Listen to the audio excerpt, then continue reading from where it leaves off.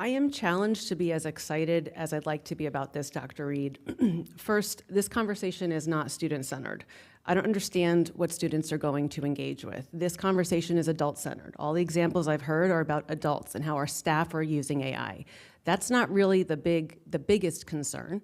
Of course, we want to make sure it's done safely and with fidelity, but I don't understand, other than it's not generative AI, what is really happening. There's no examples given. It's certainly an opportunity to get us excited, but it's all very intangible. Second, my experience as a board member has been sporadic in terms of understanding what's happened. I've dug into the information the superintendent has shared, mostly by internal communications, and from what I can understand, I'm perplexed because, Dr. Reed, this board engagement piece is really tough for me. You sent us on February 3rd ahead for this meeting, this 4-phase framework for AI adoption from AI for Education, a nonprofit organization. And the very first thing in the phase is to establish a foundation, host an introductory meeting and Gen A literacy training for district and school leadership, board, and other key stakeholders. That hasn't happened. The horse is way out. It says to create a cross-functional team, including leaders, teachers, students, and community members to workshop generative AI, review the organization's vision and strategy. When are we going to get an update about this in the strategic plan goals? In what goals? Item 3, phase 3 is engage students in the community.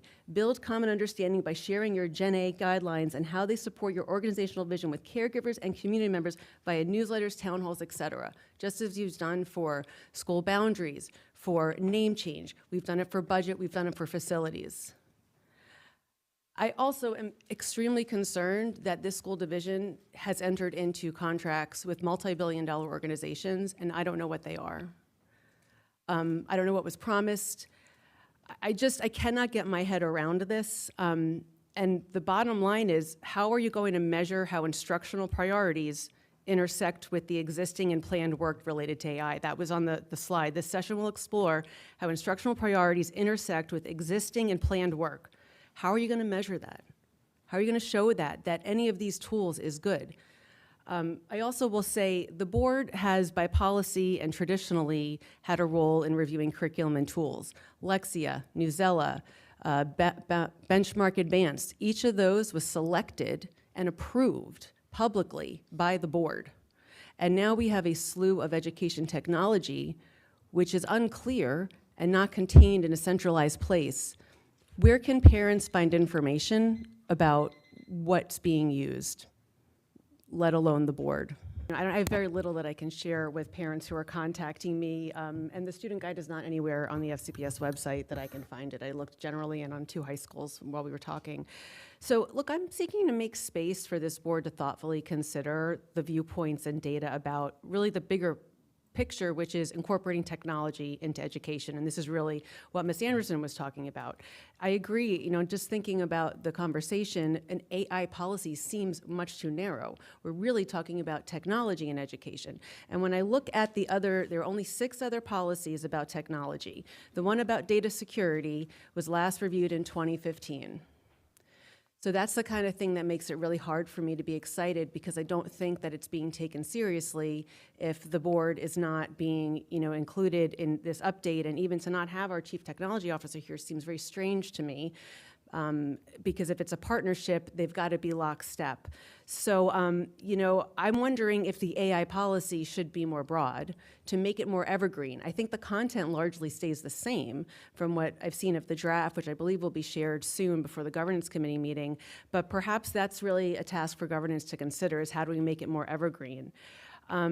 I still continue to wonder what if being a leader means approaching this with children's development in mind. We haven't talked at all about 6-year-olds, 7-year-olds. We're talking about these high school kids going to college. What about the 10-year-olds? What about those kiddos need different kinds of experiences. In 2020, when I got on the board, we had just started doing one-to-one, one laptop for high school, and we were starting to figure out, should we do middle school? People were protesting us doing that, okay? And then COVID hit, and now everyone has one. But what has been the result? What's been the benefit? What's been the drawback? What's the data that's, what is the data that shows that technology is helping students learn?